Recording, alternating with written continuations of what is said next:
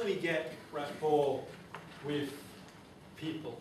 One of the things is, I read a book by a guy from the FBI, and it was all about body language, and that's how he used to do it. He'd surreptitiously mirror it until the people felt comfortable with him, and then he'd start driving the conversation. And he used to do it when he interrogated people, basically, so to be, follow the patterns, and then when people felt comfortable. And that's how he built a rapport up, so he could start getting inside these criminals' minds. Okay. So that was one aspect. Okay, that's a good point, and we'll hold that for now. Have you been in a situation where you've had a conversation with someone, and they've been telling you something, but you weren't sure whether they were telling you the truth? You'd have distinctively noticed various things about their eye movements, pupil dilation, muscle tone, lip size, various things that they might do. Different literature out there that tells us about non-verbal signals. Now, if someone's folding their arms, what do you think that would tell you about someone if they're folding their arms? Okay, it might tell you they're defensive. Yeah, they might just be comfortable. While some of these literature holds truth, yeah, in certain circumstances, okay, they'll tell you, well, someone crossing this way means this thing, and someone doing that means this, and someone holds it. It may hold some truth, yeah. I would say, generally speaking, it's not a strong enough indicator, because everyone adopts various physiological positions for various reasons. If someone's scared, what happens physiologically when someone's afraid? What do they do automatically if someone's afraid? Ever watch a scary film? Okay, what happens when someone's afraid? When you're afraid? To our bodily functions, what? Close up. Okay, we close up. What about our heart rate? Our breathing. Okay. What about when when someone's embarrassed? What do? They blush automatically. I get on with really well, be it personally or professionally.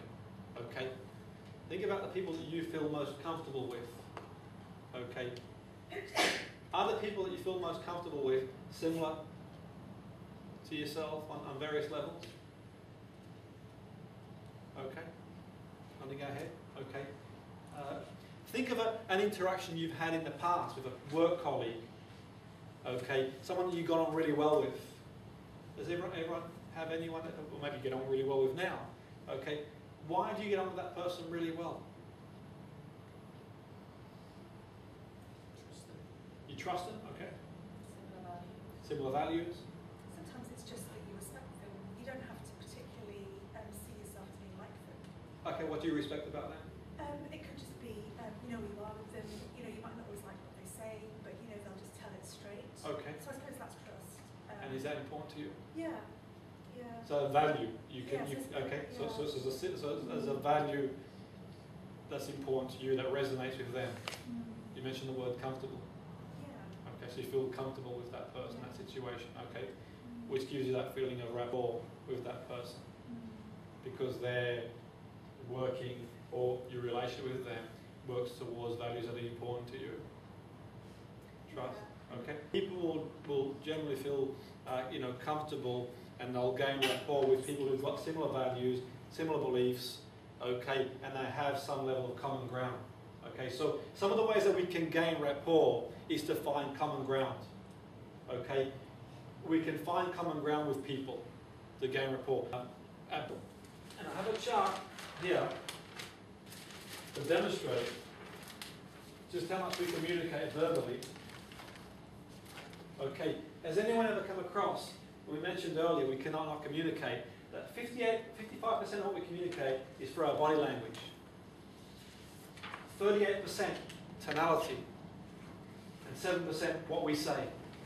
So if 7% of what we communicate is what we say, if we're attempting to gain rapport by sharing similar beliefs, similar values and similar interests, it's very minimal. Okay? Yes, we are gaining rapport on various levels, yet in saying that it is far more minimal than if we can expand and widen our horizon, so to speak. Okay? Let's look at tonality. Okay? Has anyone, have you ever had a conversation with someone and they said one thing, yet the tonality suggested otherwise? So it could be someone telling you how good you've done something. Well, you've done really well. Yeah. Would that tell you that? Was there any congruence in that? Okay, so tonality is key. Or maybe growing up, your parents shouted your name and you knew from what they said, I'm in trouble here. Okay, so tonality, how we say it. Okay, how we say it is key. Body language, we mentioned earlier. So, what we say is based on our body language. Communicate is through non-verbal signals. So if you're having a conversation with someone, you're going through an interview, one thing that you can do is adopt a similar physiological pattern. Okay? And by adopting a similar physiological pattern, it will make the person feel more comfortable. And we talked earlier about the people that you feel most comfortable with, and it was people who have similar values and beliefs and interests. Now, taking that one step further, if what we communicate is predominantly, or half of what we communicate is for our body language, will someone feel comfortable if we adopt a similar physiological position? Is the biggest myth is that opposites attract. Okay, like tends to stay with like, and where opposites do attract, people find certain qualities in someone else that they feel comfortable with for a certain period and fulfills a need in themselves. Yet the longevity and the congruency of that relationship will break down at a certain point. So opposites attracting to each other, yes, only on the basis that there might be certain differences that fulfill needs in the other individual, and the relationship will break down at some point. And think about it. How well do you get on with someone who's completely opposite to who you are? Okay, you may have gone on for a while, there might be some congruence there. And the other thing as well, which is key as well, in terms of building rapport with other people, when really, on the big scheme of things, how much different are we? Okay, we've all got our own unique reality, but how much different are we? Okay, so like will tend to sort of draw with like. Yet, if you think of, you know, certain countries that have formed certain alliances with other countries because their perception is that they're similar, and somewhere else is completely different.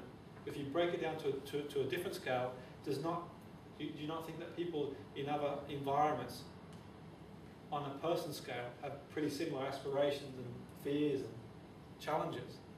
Okay, so let's take an example. I'm going to use an example. Would you say, for example, that Americans feel more comfortable with English or European, or say Iran, for example? Who would you say? Okay, the answer's obvious. They feel more comfortable with European, with English at this present moment in time. Yet in saying that, would you say that on a people scale, the people from Iran have got very similar aspirations, fears, life as the people of America? They get up, they go to work, they support their family. There's not a lot of difference really, is there? Okay, now what I'm getting at is we're far more the same on a lot of levels than we think. So the person that you feel, actually I don't think I can get on with this person, if we look for that common ground and we find that common ground, whether it be through matching and mirroring or picking up on certain key points that we can relate to, we can get rapport very effectively. And in the world of therapy, it's very powerful because we can help anybody. In the world of business, it's very powerful because we can break barriers down, which is key. We'll start with mirroring. And it's not mimicking everything that someone does, it's just adopting a similar physiological position. Of course, and there is a border between, you know, mimicking someone. There's a borderline between tonality. If someone comes in and speaks an American accent, you start putting an American accent as well. That's just plain stupidity, really.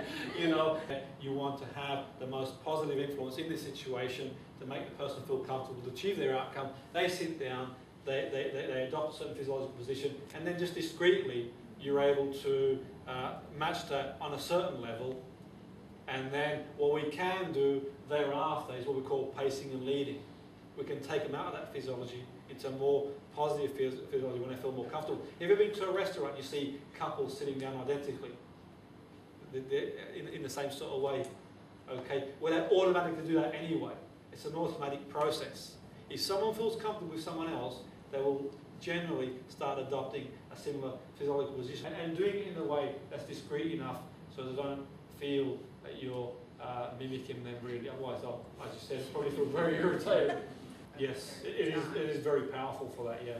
Because when you think, people make their decisions very early on.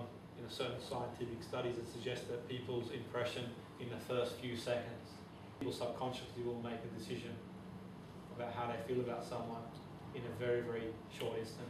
So it is very powerful for doing that. So if you go into the interview room and you've got a very short space of time to make an impression, then mirroring the person very early on